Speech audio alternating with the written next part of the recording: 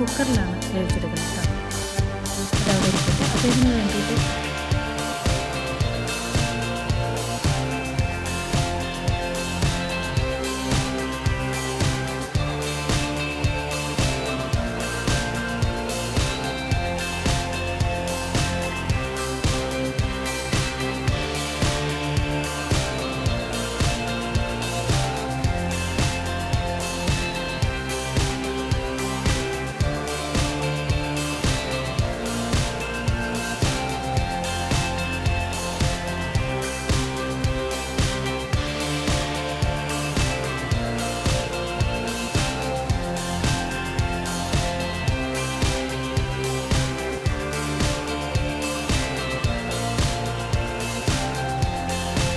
ഒന്ന് ഉള്ളിയും കൂട്ടിയിട്ട് ഒന്ന് വഴന്നതിന് ശേഷം ആ സവാള എല്ലാം ചേർക്കുന്നത്.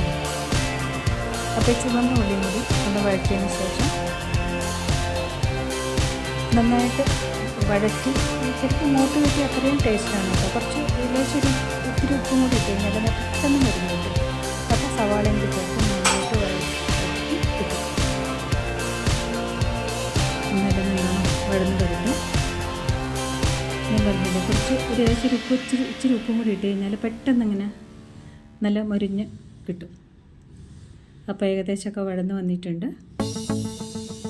ഇതിനകത്തൊരു തക്കാളിയും കൂടി ഞാൻ ഇടുന്നുണ്ട് കേട്ടോ. ഒരു ചെറിയ തക്കാളിയും കൂടി അരിഞ്ഞത് ഇടുന്നുണ്ട്. നന്നായിട്ട് മൊരിഞ്ഞൊക്കെ വന്നിട്ടുണ്ട്. ഏകദേശം തക്കാളിയും കൂടി ഇട്ടതിന് ശേഷം ഒന്ന് വഴന്നിട്ട് 2 പച്ചമുളകും കൂടി ആഡ് ചെയ്യുന്നുണ്ട്.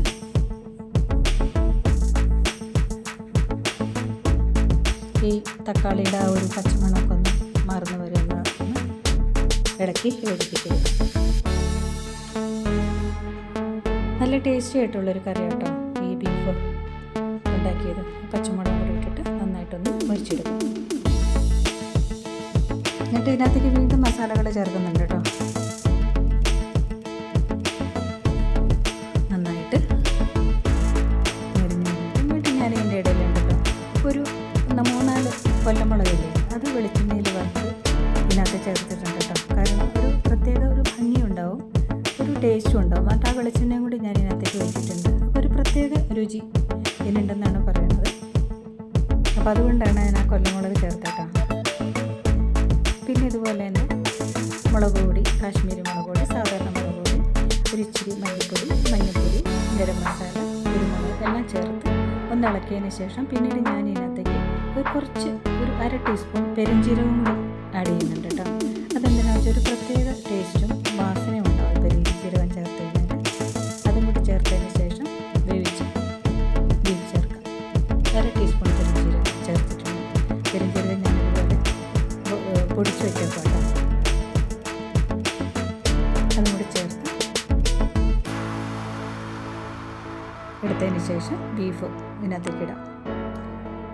ബീഫിൽ കുറച്ച് വെള്ളമുണ്ട്, കുഴപ്പമില്ല. ഇച്ചിരി കുഴമ്പ് രൂപത്തിലാണ് ഞാൻ എടുത്തേക്കണം കേട്ടോ. ചോറിനൊക്കെ കൂട്ടി കഴിക്കാനായിട്ട് ഒരു ഇത്തിരി ജ്യൂസി ആയിട്ടിരിക്കണം, നല്ലതാണല്ലോ. അപ്പോൾ ഒരു നല്ല ടേസ്റ്റി ആയിട്ടുള്ളൊരു ബീഫ് കറിയാണ് ഞാൻ ഇന്ന് ഉണ്ടാക്കിയേക്കണം കേട്ടോ. എനിക്ക് അതിൻ്റെ ടേസ്റ്റ് ഒന്നും നോക്കാനായിട്ട് പറ്റില്ല, കാരണം ഞാൻ ബീഫ്